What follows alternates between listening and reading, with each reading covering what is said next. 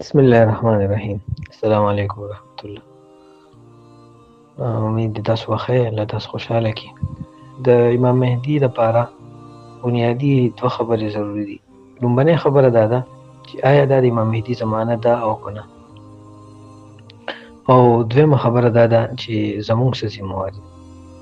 نو لومبنۍ خبره چې دا د امام مهدي زمانه ده که نه، نو دې باره کې دوه حدیث هغه مونږ په هغې ځان پوه کړو. لومبنی حدیث دی، مشکات شریف روایت دی، نبی علیہ السلام فرمایي چې زما امت 15 ادواره دي. لومبنی دور هغه د نبوت دی، یعنې د نبی علیہ السلام زمانه مکی او مدني زمانه 23 سال، او دویم دور د خلافت دی، یعنې د ابوبکر او عمر عثمان او علی رضی الله عنه 30 سال دوران خلافت. او د دې نه پس بیا نبی اسلام فرمایي چې دې نه پس په ملک عاز وي. ملک عاز معنی ده چې هغه حکومت چې هغه به د شریعت کې انتخاب به د شورا مطابق نه، یعنی د بنو امیه حکومت، بنو عباس او د سلطنت عثمانیه، چې دا ملک عاز و. ملک عاز معنی هغه حکومت چې هغه په شورا باندې د مسلمانانو په شورا مبني نه وي، بلکې هغه حکومت پلار پسې زوی او زوی پسې نوسی او نوسی پسې نوسی او په دې طریقې خانداني اعتبار سره حکومت. او څلورم حکومت نبی علیہ السلام چې کوم حدیث کې فرمایي د ملک جبري. ملک جبري معنی د زور او زبردستۍ حکومتونه، یعنی هغه حکومت چې په هغې کې پلار او نیکه هغه نظام هم ختم شي، او په هغې کې بس د زور والا چې چا زور وي نو د هغه مشري وي، د هغه حکومت وي. دا ملک جبري.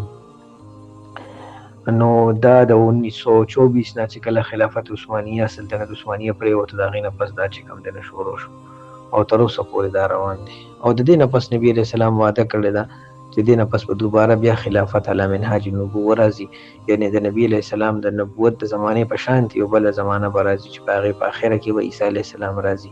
7 کاله به د امام مهدي حکومت وي، 7 کال به دجال راشي، 9 کال به د دجال وي، او اخري کال به بیا یعنې هغه به عیسی علیہ السلام الله پاک اسمانه راکوزي او هغه به دجال ختمي.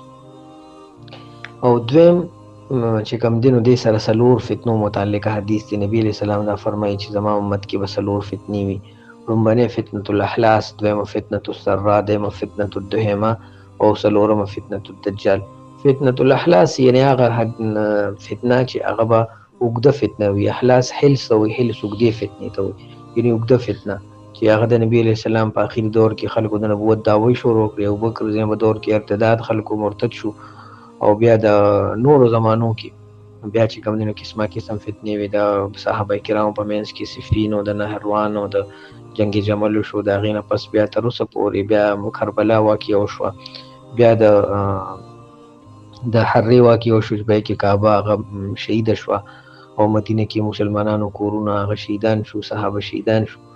او تاریخ کې مستقل څومره د ګناهونو او د فتنو او د فرقواریت او د مسلمانانو د وینې، دا ټول چې کم تاریخ دی نو دې ته یعنې فتنة الاحلاس یعنې اوږده فتنه و، چې په دې کې به په انسان په مال باندې به هم جنګ او په ځمکه باندې به هم جنګ، او خلک د خپل ځان تابع کولو چې په حکومت باندې جنګ. او دویم چې کومه فتنه ده فتنة السرا، یعنې هغه فتنه چې هغه خوشحالۍ والا فتنه ده او مالدارۍ والا فتنه ده، او هغه فتنه چې هغه پټه باندې مسلمانانو ته راځي. نو هغه فتنه چې کومه فتنه د مال فتنه وه په 1924 کې شروع شوه، پټرول رالل، او د سلطنت عثمانیه حکومت هغه د مکې گورنر چې هغه د نبی علیہ السلام اهل بیتو کې و، او هغه غداري وکړه سلطنت عثمانیه سره، او انګریزان یې راوستلو، خلافت هغه د مکې نه پرېوت.